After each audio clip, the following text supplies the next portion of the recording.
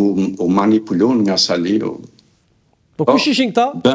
Që bën edhe flet trofeja, është botuar flet trofeja atyre, turpi tyre. Se kanë bërë letër kështu publike?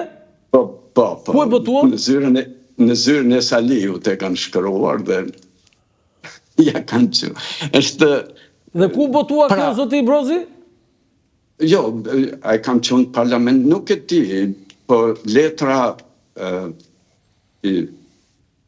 ishte periudha luftës, dhe me thënë. Ajo flet trofe e gatuar në zyrën e Saliut, por kishin emra disa gjyqtarë. Kush ishin ata, mund t'i thuash?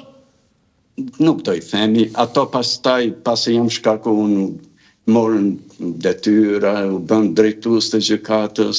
Edhe drejtues gjykatë? Po, edhe në gjykatë kushtetuese, morën poste, se këte kishte Berisha, mjafton të bëj korupcion sa të duash, po zbatove çfarë të thot ai i shpërblente dhe me poste. Okej, dhe ju, zoti Brozi, u shkarkuat? Aje sabotoj, gjyqi i Nanës u sabotuar. Ashtë historie gjatë. Unë personalisht isha në një pozitë edhe të vështirë për kërkesën për mbrojtje ligjshmërisë të Nanës. Sepse unë kam qenë deputet dhe kryetari i Komisionit të Ligjeve kur kena votu për heqjen e imunitetit Nanës. Ti ke votuar për heqjen e imunitetit?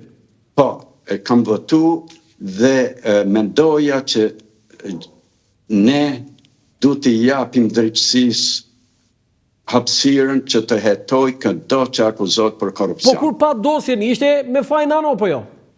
Dhe po pikrisht, u studiu dosja bashkë me këshilltarët ligjor që kisha dhe kishte shkelje flagrante edhe procedurale. Por, dhe synimi, pra atë që doja të bëj unë që të rigjikoj çështja e Nanës në gjithë gjyqtarët e gjykatës së kasacionit.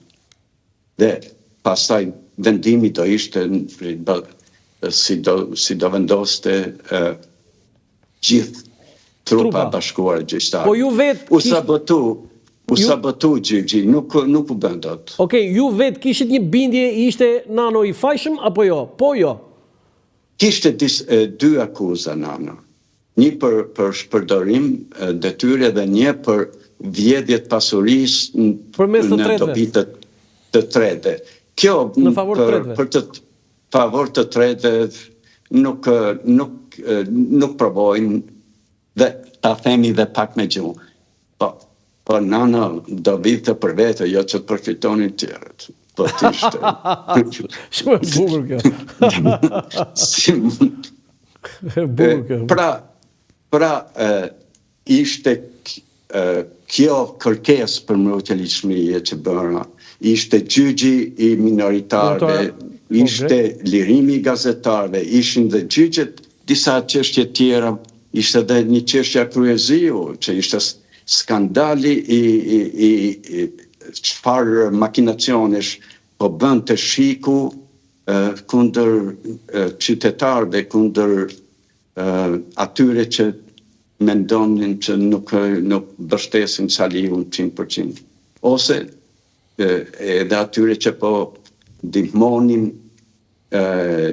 luftën çlirimtare të Kosovës, që kishte fillu mbase ato si thush nismat që në ato vite, unë nuk dija se si shanë në... E ke fjallën për Remzi Hoxhën për atë rast? Jo, është një çështje Kryeziu. Kryeziu ishte para saj, po, ishte para saj. Në këto, do të thënë, ju jeni shprehur disa herë që jeta juaj ishte në rrezik. Mund ta tregoni atë momentin kur ju jeni vërtet keni qenë në rrezik?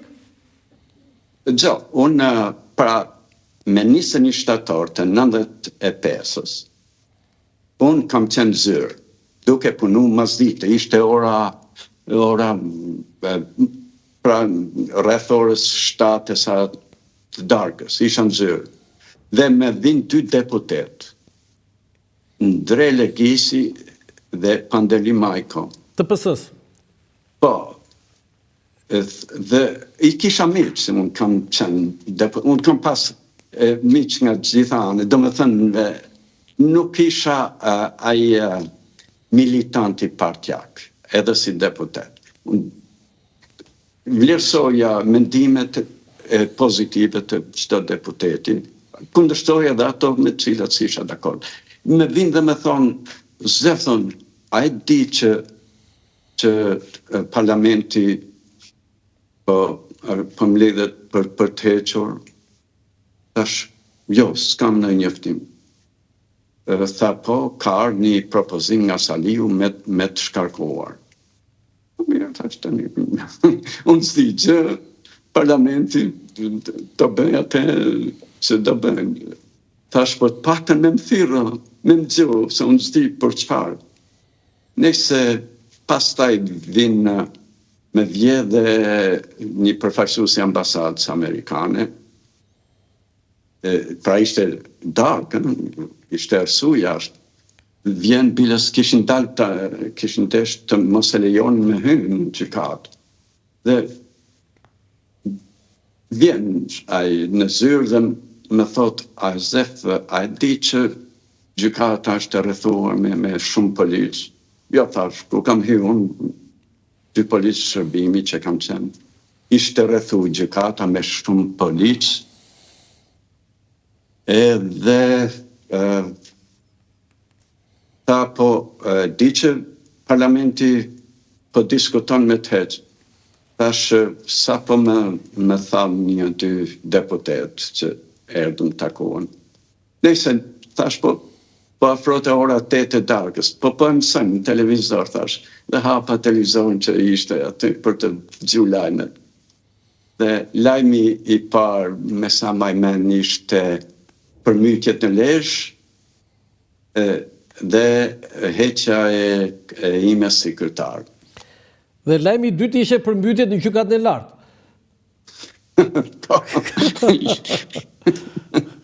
Përmbytjet. Po dhe çfarë ndodhi pastaj? Kjo përmbytje në gjykatën e lartë ishte përmbytja për të shpëtu Saliun, për t'i dhënë hapësirë që ai ishte sunduesi I gjithë gjyqësorit në Shqipëri, prokurorisë, I gjithë institucioneve.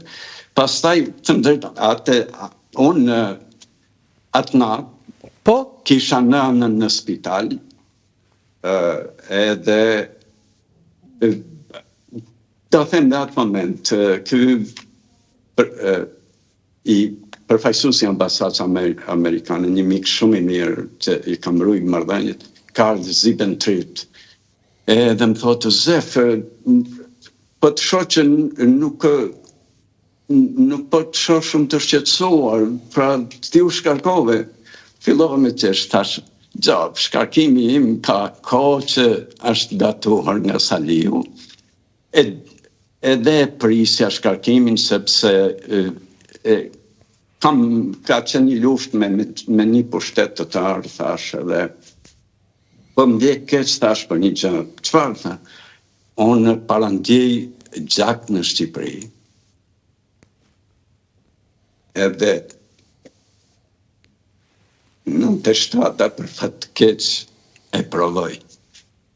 E provoj dhe 96 kur Saliu për gjaku në maj pas zgjedhjeve, 97 që ishte shkatërimi I Shqipërisë, e ktheu Shqipërinë kaq prapa, sepse Shqipëria do ishte ndër vendet e para që do ishte anëtare e Bashkimit Evropian.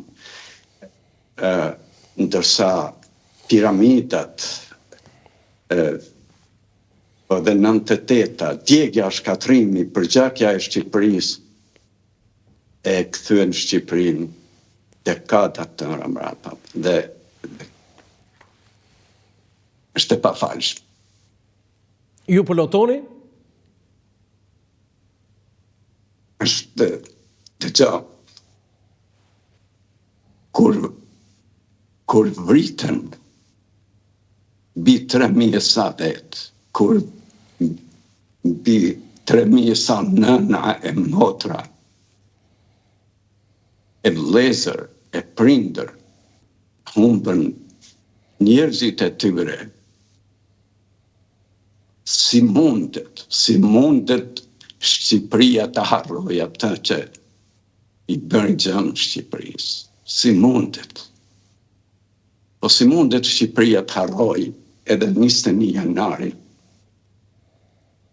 e 2010-ës, kur u përgjak bulevardi të Dëshmorët e Kombit. Si mundet që t'i shkën pas ati krye përgjakësit të Shqipërisë, kryedjegësit të Shqipërisë, dhe përsëri me Molotov të shkatrojnë pronën publike.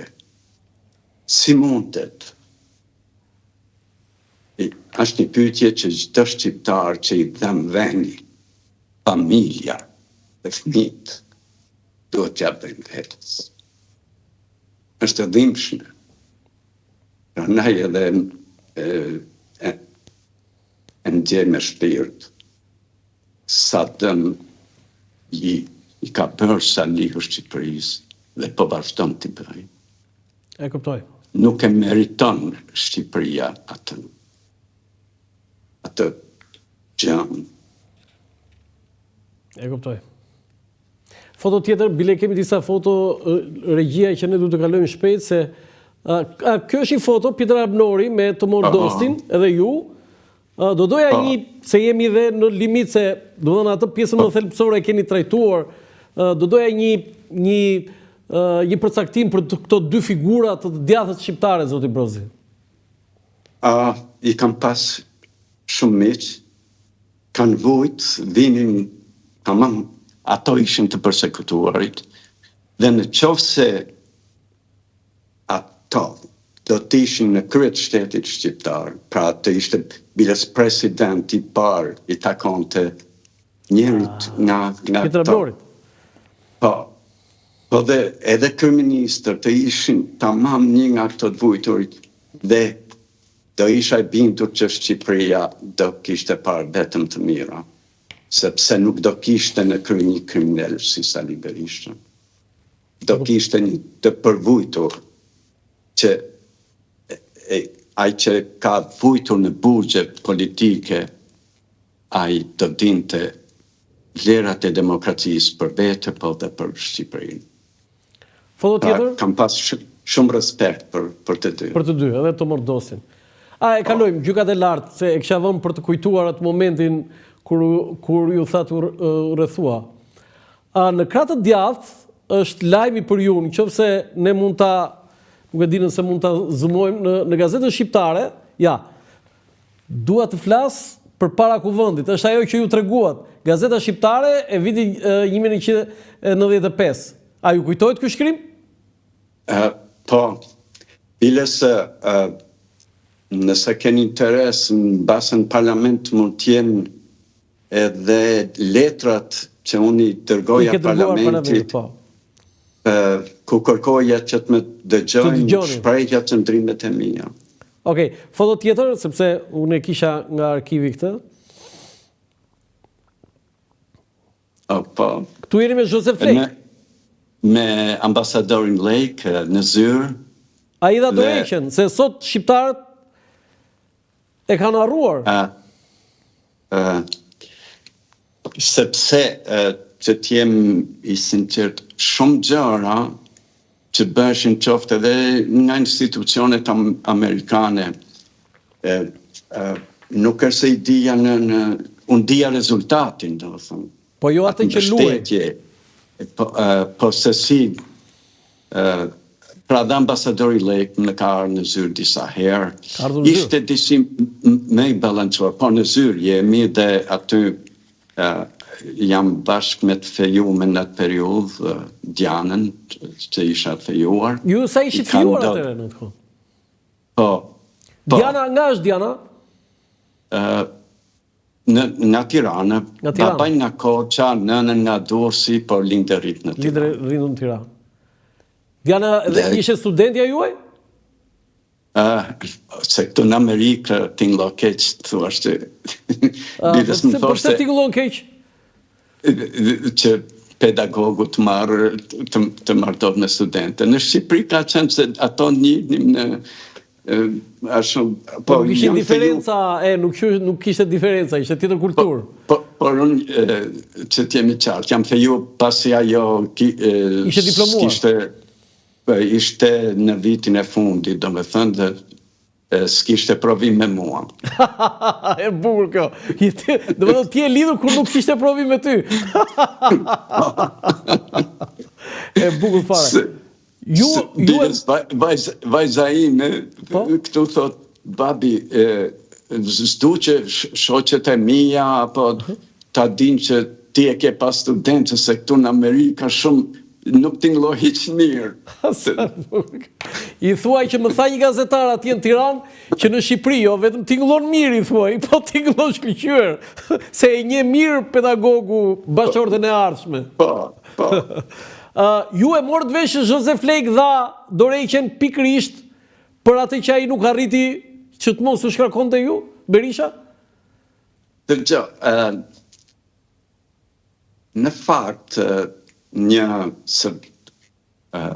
pasi ka marrë në Amerikë, se dhe ikja ka qenë shumë e trisht, dhe më thënë, nuk e di nëse donë ta përmend atë largimin. Mirë që me hoqën, okej, unë do vazhdoja punën si avokat, krijoha dhe një fondacion Rule of Law Foundation, më thanë miqët amerikanë, pra do shija jetën time profesionale. Por me 4 nëntor të 1995-ës, në mëngjes herët troket dera dhe thonë jemi policia. Them po mirë, policia, u që bilës Diana shkoj para të dera, po pa hap derën.